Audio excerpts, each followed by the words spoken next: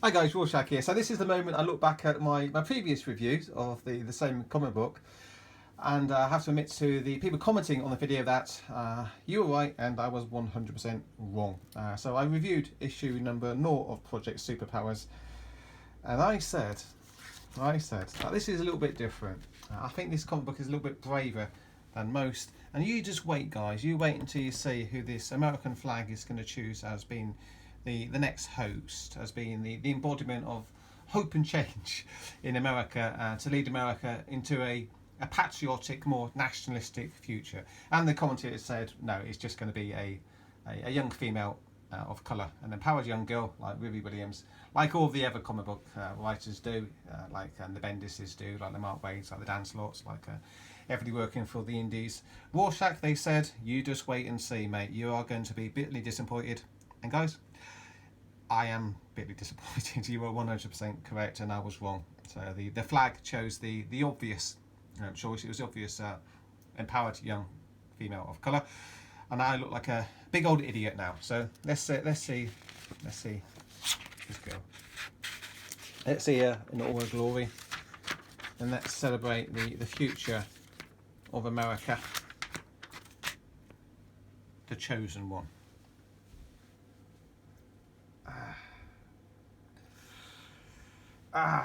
What else is there to say? Can I force myself to even talk about the rest of the book? Okay, I'll force myself. Narratively speaking, this is a Watchmen comic book. This is the old superheroes in World War II. It's transported to modern times. I guess the Oprah show is still going. The problem that the superheroes had is that they didn't know who to fight against today. The Nazis of World War II are not around anymore, despite what Antifa say.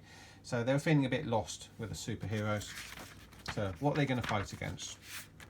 Now the first thing they need to fight against is the patriarchal norm of toxic masculinity in America today, I guess. Is that a normal occurrence in American streets, that men just randomly put their hands on attractive females' backsides? Because it doesn't happen in Swindon.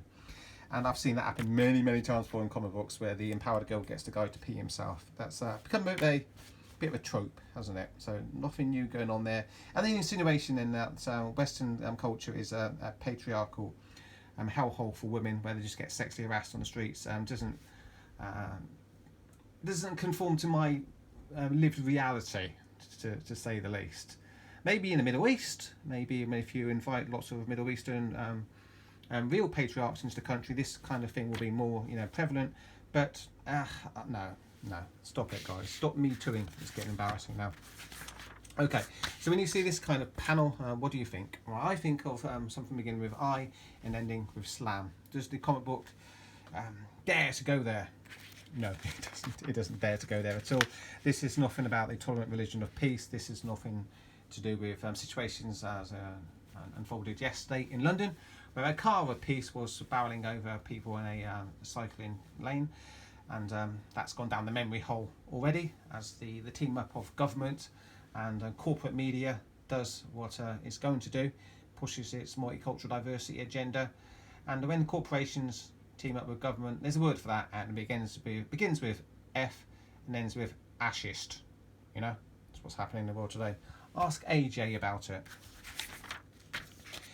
Okay, so the artwork is great throughout. The heroes all look great, and they've all got a new reason to fight today, and the reason is fake, nothing to do with Islam, but to do with something shadowy that's causing all the airplanes to drop out of the air. And the book, concludes with the progressive champion of a tolerant, diverse, multicultural future being chosen. And if this was a little bit different to the norm, then I wouldn't have a problem with it. That's the only problem I have with it, really. The only problem is that it's expected, and because it's expected, it's it's It's the kind of stuff that you get in your SJW Marvel comic books. The artwork, of course, is a lot better. Look at that, it looks great. It's not doing anything different. And why would I keep on reading a Dynamite comic book that's doing the same thing that DC would do, the same thing that Marvel would do, same thing that IDW would do, same thing that Black Mass Studios would do? It's just another comic book. So apart from the pretty pictures, there's nothing else for me to say about it really. And when I see panels like that and they don't go in the direction that they need to be going in, it kind of looks like you're cucking out to the progressive consensus in the West today. You're staying very much on that plantation, not doing anything dangerous, not acting in a heroic manner, which is ironic, obviously because the comic book is supposed to be about superheroes. Yeah, it's just a shame that the heroism as displayed on the pages doesn't translate into the real world, into the narratives themselves, and the writers, sticking their necks out and trying to say something that they're not allowed to say. Everything that's said in this comic book is allowable, and because it's allowable, because it's safe, it's just another comic book. So there we go, that's my review of Project Superpowers issue number 1. All the guys who commented on my review of Project Superpowers issue number 0, you were correct. You told me to wait and see who would get the flag, and what can I say? Yeah, the obvious choice. So there we go, end the video there. Thanks for checking out. Please like and subscribe to the channel if you be so kind, and I'll be back as always later.